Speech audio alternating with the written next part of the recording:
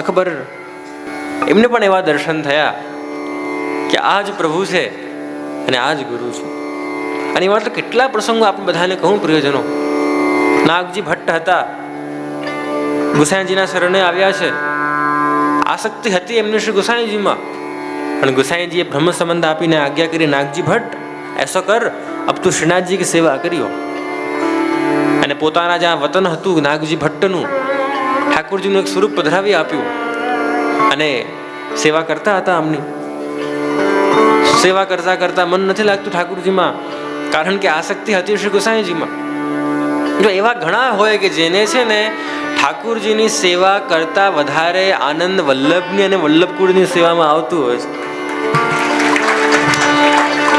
એમાં જેવી જેની આસક્તિ હોય, તો તમારો ઠાકોરજીમાં મન નથી લાગતું તો બેઠકજીએ જાઓ, શ્રી મહાપ્રભુજીના ગ્રંથોનું અધ્યયન કરો, શ્રી મહાપ્રભુજીના પાદુકાજીનું પૂજન કરો, કારણ કે એક જ છે.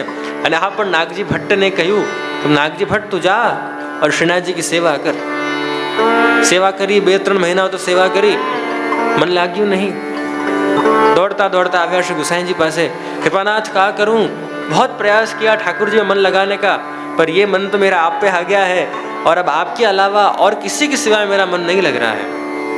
અને કહ્યું છે કે હું તો એક ભમર બનીને, એક ભમરો બનીને સરોવરમાં ખીલેલા તાજા કમળનો રસ લેવા આવ્યો હતો, અને આપે મને સોનાના કમળ પાસે મોકલી આપ્યા. હવે આપ જ કહો મને વધારે આનંદ ક્યાં આવે? હું તો એક ભમર છું, મને તો વધારે આનંદ સોનાના કમળ કરતા એક સરોવરના કમળ વધારે આનંદ આવે છે. એટલે મૂળ વાત એ હતી કે શ્રીનાથજીની સેવા આપ કૃપાનાથ આપ જ કરો, હું તો આપની સેવા કરીશ, મને તો કારણ કે આપની સેવા વધારે આનંદ આવે છે. એવા ઘણા વૈષ્ણવ થયા છે પ્રિયજનો. તો પ્રથમ સ્વરૂપ આપનું પ્રભુ રૂપ શ્રી ગુસાઈજી, બીજો રૂપ શ્રી ગુસાઈજી એ આચાર્ય સ્વરૂપ શ્રી ગુસાઈજી, અને એવા એક આચાર્ય કે જેમના વશ પોતે પ્રભુ પણ હોય. જો થોડાક વિષયથી બહાર જઈને આપ બધાને એક વાત સમજાવું. શ્રીનાથજીની સ્વરૂપ ભાવના, આપણા બધાના ઘરે શ્રીનાથજીનો ચિત્ર હોય, બિરાજતું હોય પ્રિયજનો, પણ આપણા બધામાંથી ઘણા ઓછાને ખબર રહેતી હોય છે કે શ્રીનાથજીની સ્વરૂપ ભાવના શું, શ્રીનાથજીનો કેમ આશ્રયસ્થ આમ છે, શ્રીનાથજીનો કેમ આશ્રયસ્થ અહીંયા છે. ચાલ આપ બધાને જ પૂછું, એક સિમ્પલ પ્રશ્નનો જવાબ આપ બધા મને આપશો કે શ્રીનાથજી પોતાની ઉર્ધ્વ ભુજાથી ગિરિરાજજી ઉપાડે છે, આ વાત સાચી કે ખોટી, હા કે ના? બધા જાગો છો કે ઊંઘી ગયા છો? જાગો છો ને બધા? તો હા કે નામાં જવાબ આપો. શ્રીનાથજી પોતાની આ શ્રેષ્ઠથી ઠાકોરજી ગિરિરાજજી ઉપાડે છે, આ વાત સાચી કે ખોટી, હા કે ના? 50% વાળા છે કેમ બધા? અમુક કહે છે હા, અમુક કહે છે ના, અમુક તો કઈ કહેતા જ નથી. એક વસ્તુ આપ બધાને કહી દઉં પ્રિયજનો, જો એક બહુ બેઝિક અને સિમ્પલ વાત, ભૂલી જાઓ ગ્રંથો, ભૂલી જાઓ શાસ્ત્રો ને ઉપનિષદો ને પુરાણો ને બ્રહ્મસૂત્રો, બધું જ ભૂલી જાઓ. શ્રીનાથજીની સ્વરૂપ ભાવના વિશે ચર્ચા કરીએ. આપણા આચાર્યોએ બહુ સુંદર અદ્ભુત ભાવના કરી શ્રીનાથજીની, કે શ્રીનાથજી કોણ? ઉત્ક્ષિપ્ત હસ્ત પુરુષો ભક્તમ આકારયત્યુત દક્ષિણેન કરેણાસ મુષ્ટિકૃત્ય મનાંસિનઃ વામમ કરમ સમુદ્ધૃત્ય નિન્નુતે પશ્ચાતુરીમ. કે શ્રીનાથજી કોણ છે? કે જે પહેલા પોતાના આ શ્રીહસ્તથી ભક્તોને પોતાની તરફ બોલાવે છે. ગિરિરાજજી ઉપાડતા નથી. ગિરિરાજજી ઉપાડવાની જે લીલા છે, ગિરિરાજ ઉદ્ધરણની જે લીલા છે, ચતુર્થ નિધિ શ્રી ગોકુલનાથજી આજે શ્રી ગોકુલમાં બિરાજે છે એમની લીલા છે, શ્રીનાથજીની નથી. ઉત્ક્ષિપ્ત હસ્ત પુરુષો ભક્તમ આકારે હતી, ભક્તોને બોલાવે છે મારા દર્શન કરવા આવો અહીંયા. પછી શું થાય છે?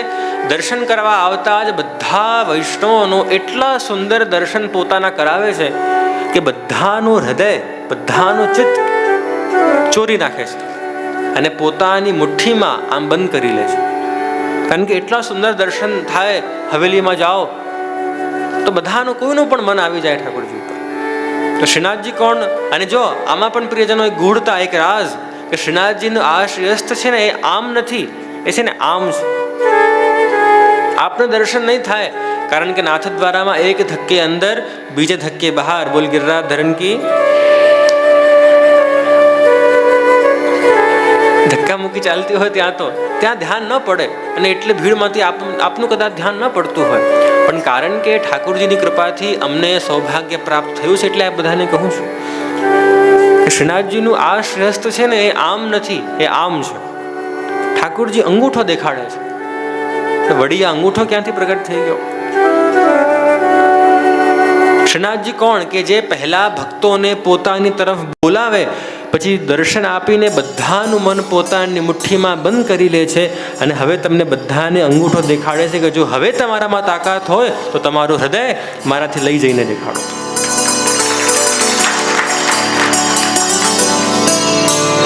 એ છે આપણા શ્રીનાથજી પ્રિયજનો. અને એમાં પણ તમે જુઓ કે ઠાકોરજીનું આ શ્રેષ્ઠ છે. તમે કોઈને બોલાવો, તમે આમ બોલાવો કે આમ બોલાવો. આપણે આમ જ બોલાવીએ કે અરે રમેશભાઈ, પરેશભાઈ, જલ્દી આવો, જલ્દી આવો, જલ્દી આવો. પણ શ્રીનાથજીનું શ્રેષ્ઠ જો આપ બધાએ ધ્યાનથી દર્શન કર્યા હોય ને, આપનું શ્રેષ્ઠ આમ છે, આમ નથી, આમ છે. એનું શું કારણ?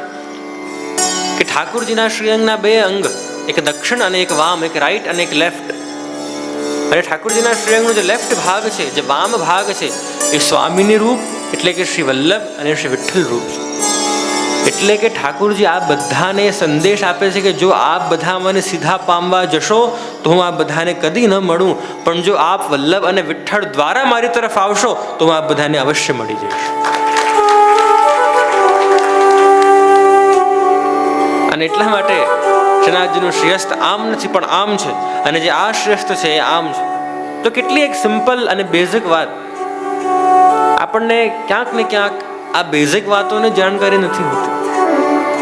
એટલે એવા આચાર્ય, ખબર છે ને પ્રસંગ આવતો આપણે ત્યાં 84 વૈષ્ણવની વાર્તામાં મહાપ્રભુજીનો, રામાનંદ પંડિતનો, કે વૈષ્ણવ તો હતા, થાનેશ્વર ગામમાં રહેતા હતા, અને વૈષ્ણવ તો હતા, અને મહાપ્રભુજીનો મુકામ એમના ત્યાં રાત્રિ મુકામ થયો. પણ રાત્રે પોતાની પત્નીને કહેતા હતા કે દેખ ફટાફટ આ બધા ગોબરના જે પોટલાઓ છે ને સંકેડી લો, કારણ કે મહાપ્રભુજીના સેવકો આવ્યા છે, ક્યારે ચોરી કરી જાય કાંઈ નક્કી ન કહેવાય. અને આ વાત શ્રી મહાપ્રભુજી ત્યાં સાંભળી ગયા. અને એવું કહેવાય છે કે કારણ કે ભક્તો ઉપર, વૈષ્ણવો ઉપર શંકા કરી, એટલે શ્રી મહાપ્રભુજીએ ત્યાં ને ત્યાં કેવલ રામાનંદ પંડિતનો નહીં પણ આખા થાનેશ્વર ગામનો ત્યાગ કર્યો છે. કારણ કે ત્યાગ કર્યું એટલે પથભ્રષ્ટ થયા, ન ખાવાનું ખાય, ન બોલવાનું બોલે, ન કરવાનું કરે. પણ એક સારી ટેવ એમના મનમાં રહી ગઈ હતી કે જે પણ ખાતા ને એ ઠાકોરજીને આંખ બંધ કરીને ભોગ ધરીને ખાતા. એક સારી ટેવ એમનામાં થયું. એવું પ્રિયજનો કે એક દિવસ બજારમાં જતા હતા અને સરસ એમને જલેબીઓ દેખાય, અને જલેબીઓ દેખાય એટલે મન થયું છે ખાવાનું. આંખ બંધ કરીને ઠાકોરજીને યાદ કર્યા કે હે ગોવર્ધન ધર, જલેબી આરોગ્યો. ઠાકોરજી આરોગી. અને એ સમયે શ્રી મહાપ્રભુ જતીપુરા બિરાજતા હતા શ્રીનાથજીની સેવામાં, અને જ્યાં રાજભોગ ધરતા હતા અને રાજભોગ સરાવવા માટે પાછા મંદિરમાં પધાર્યા, દર્શન કર્યા તો શ્રીનાથજીના જે ઓષ્ઠ હોય, અધર હોય, એના ઉપર જલેબીનો ટુકડો લાગેલો હતો. અરે બાબા, આપ जलेबी कहाँ से रोक के पधारे आज? तो जन्माष्टमी है, न तो होली है, न तो दिवाली है, ऐसा कोई उत्सव नहीं है कि हमने आपको जलेबियाँ धरी हो, तो आप जलेबी अरोग के कहाँ से पधारे? अरे काका जी, आपको सेवक है ना रामानंद पंडित, माने मुझको जलेबियाँ अरोगवा दें. पर कृपानाथ, वाको तो मैंने त्याग इतने वर्षन पहले कर दियो, तो आपने वाकी जलेबियाँ क्यों अरोगी? अरे काका जी, एक बार ब्रह्म संबंध करा के आप जाको हाथ मुकू पकड़ा दो, फिर भले आप वाको त्याग कर दोगे, पर मेरे में वो सामर्थ्य नहीं है कि मैं वाको त्याग कर सकूं. ब्रह्म संबंध પછી ભલે આપ એને ભૂલી જાઓ, આપ એને ક્રોધવશ, ગુસ્સાવશ એને આપ છોડી દો કે આ વૈષ્ણવ મારા કામનો નથી, પણ કારણ કે આપના દ્વારા મારી તરફ આવ્યો છે ને, એટલે મારામાં એ સામર્થ્ય નથી, હું એટલું સમર્થ નથી કે આપના દ્વારા મારી તરફ આવેલા જીવનો હું તિરસ્કાર કે એનો હું ત્યાગ કરું. એટલા માટે એવા આચાર્ય પ્રિયજનો કે જે ઠાકોરજી સુધી આપણને લઈ જાય છે. ગુસાઈજીએ પોતાના સમસ્ત જીવનમાં ક્યારેય એવું ન કહ્યું કે મને પૂજો ને મારી પૂજા કરો ને હું મહાન ને હું શ્રેષ્ઠ. જે વૈષ્ણવો આવતા એમને એટલું જ કહેતા કે શ્રીનાથજીની સેવા કરો. અને આપ આજ્ઞા કરે તો ઠાકોરજીને પણ દર્શન દેવા જ પડે. એ પણ વાત સાચી. ભલે ઠાકોરજીને દર્શન ન આપવા હોય, પણ કારણ કે કાકાજીએ આજ્ઞા કરી, કારણ કે ગુસાઈજીનું અને શ્રીનાથજીનું બહુ સારું જામતું, એટલે કાકાજીએ કારણ કે આજ્ઞા કરી